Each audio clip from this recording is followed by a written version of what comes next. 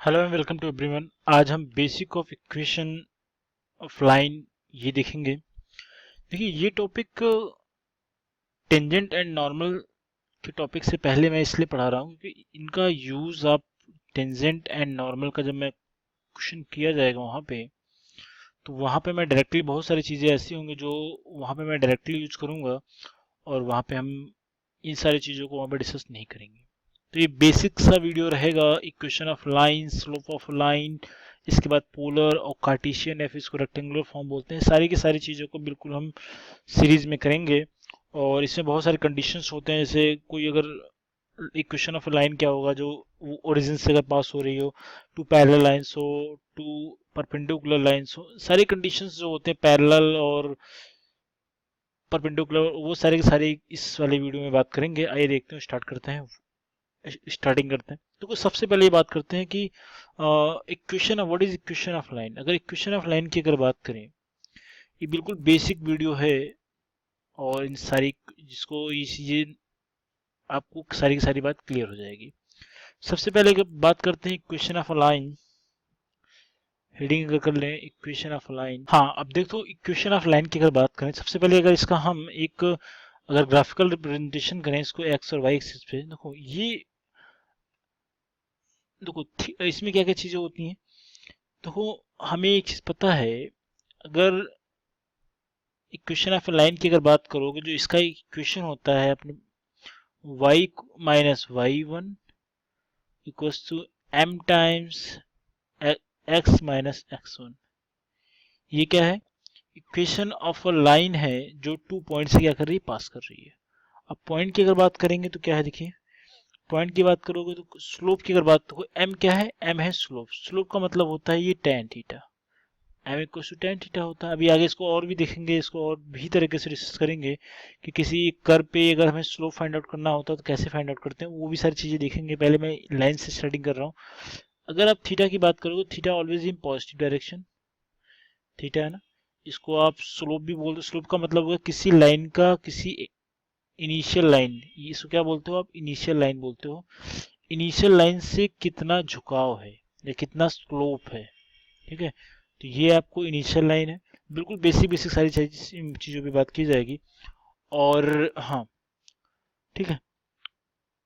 तो ये इसको एक्स एक्सिस बोला जाता है, इसको वाई एक्सिस बोला जाता है। ये सारी चीज़ें आपको पता है। इसके लिए क्या हो गया, ये आपका किसी इक्वेशन ऑफ अ लाइन है जो 2 points X comma Y comma से क्या कर रहा है, पास कर रहा है, ठीक।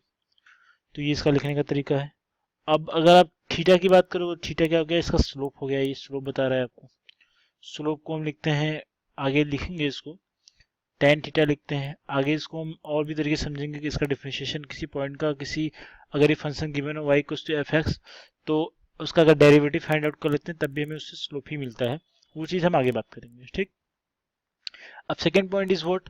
सेकेंड पॉइंट की अगर हम बात करें, सेकेंड पॉइंट हमारा है equation of a line passing through origin. देखो बिल्कुल आसान है।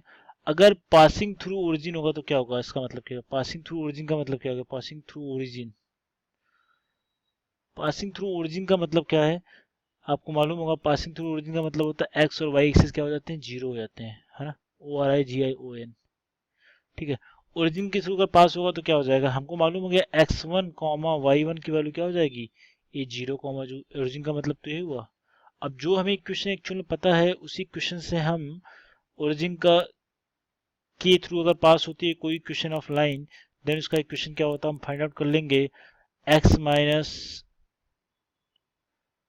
y1 equals to m times x minus x1। अगर इसको लिखा जाए तो एक्चुअल में क्या हो जाएगा, y माइनस जीरो करोगे आप और m times x minus zero करोगे, तो ये हो जाएगा y equals to M X, ठीक है।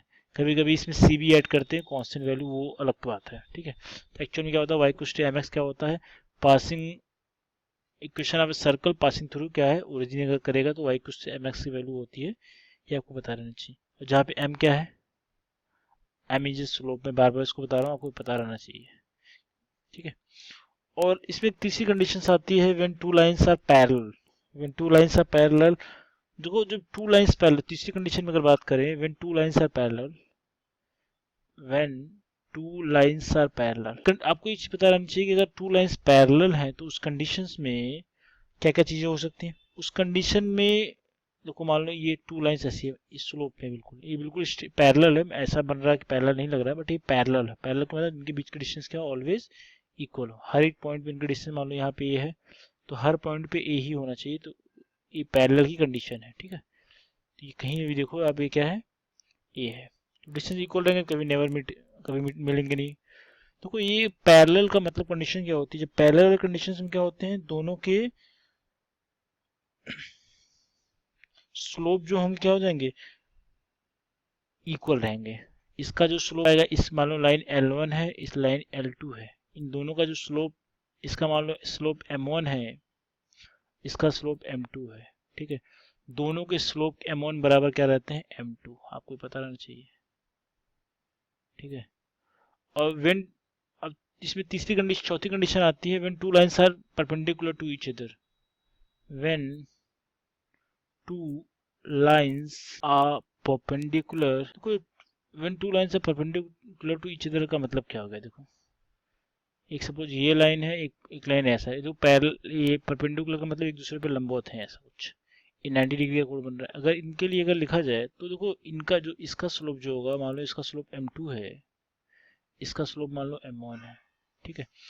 तो अगर ये परपेंडिकुलर अगर है तो दोनों कंडीशन में M1 इंटू M2 जो होगा, दोनों का जो मल्टीपल होगा, इक्वल टू -1 होगा, है ना।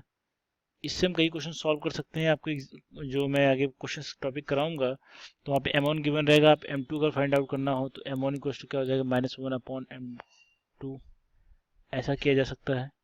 तो या फिर M2 के बराबर भी निकाला जा सकता है, M2 इक्वल टू क्या हो जाएगा, -1 टाइम्स M1, ठीक है। तो ऐसे भी क्वेश्चन किया जा सकता है। ऐसे भी चीज़ें एग्जाम में या फिर आपके आगे वाले टॉपिक्स में बिल्कुल डायरेक्टली मिलेंगी, तो ये सारी चीज़ें वहाँ पे मैं यूज़ करूँगा। ये सब आपको पता रहना चाहिए उस टेंजेंट एंड नॉर्मल वाले कंडीशंस के लिए, ठीक है। अब तीसरा कंडीशंस देख लेते हैं। When of a line parallel to X axis, पांचवा कंडीशन है। अगर पांचवी कंडीशन में अगर हम बात करें, when a line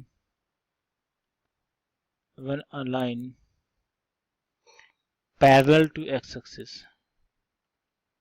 parallel to X axis, तो कोई लाइन जब पैरेलल टू एक्स एक्सिस रहता है तो उस कंडीशंस में आप याद रखिएगा, तो उस कंडीशंस में जो स्लोप होगा,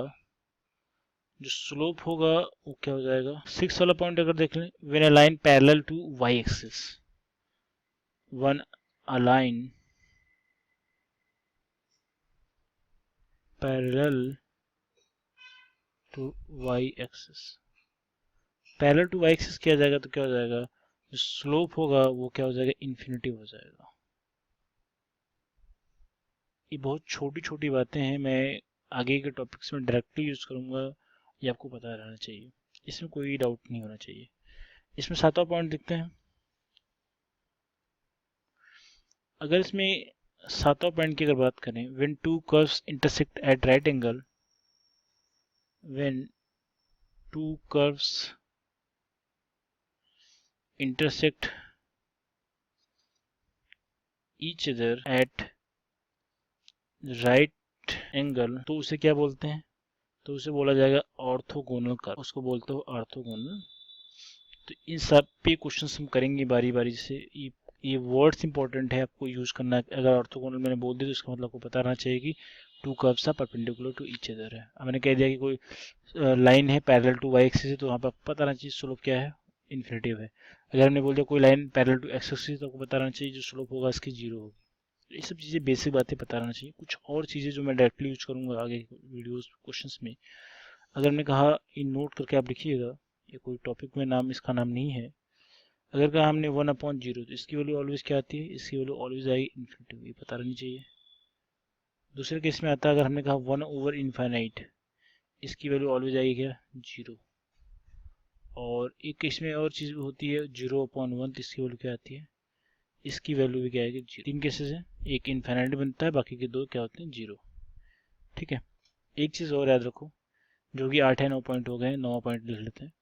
अगर हमें slope of a tangent find out करना हो slope of a tangent of curve, कोई हमने कर्व हमें दे दिया कि y कोस अगर एफ एक्स दिया हुआ है और एट पॉइंट, क्योंकि हम यहाँ पे कार्टेशियन कोऑर्डिनेट का भी यूज करेंगे आगे चीज़ों को लेकर, क्योंकि एक पॉइंट के थ्रू अगर जाएगा तो वहाँ पे कार्टेशियन कोऑर्डिनेट लिखना पड़ेगा एक्स कॉमा वाई से। तो हमने कहा कोई अगर स्लोप फाइंड आउट करना हो टेंजेंट का, जो फंक्शन है जो कर्व है Y cos to F X है एट पॉइंट एक्स वाई से क्या कर रही है, क्रॉस कर रही है।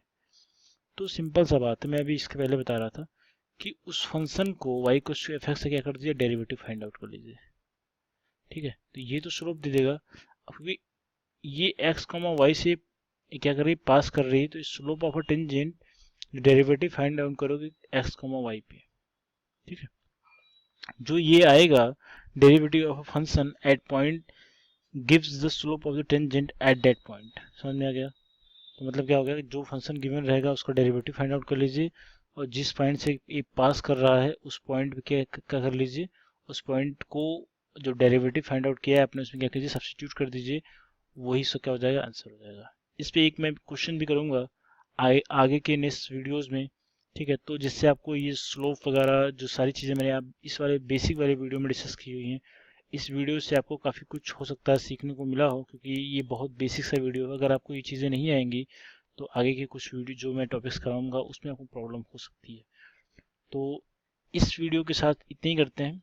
आगे के वीडियो में कुछ क्वेश्चंस की प्रैक्टिस करेंगे, और जिससे आपको मैंने जो सारी चीज़ें बताई इसमें काफ़ी क्लियरिटी फील होगी।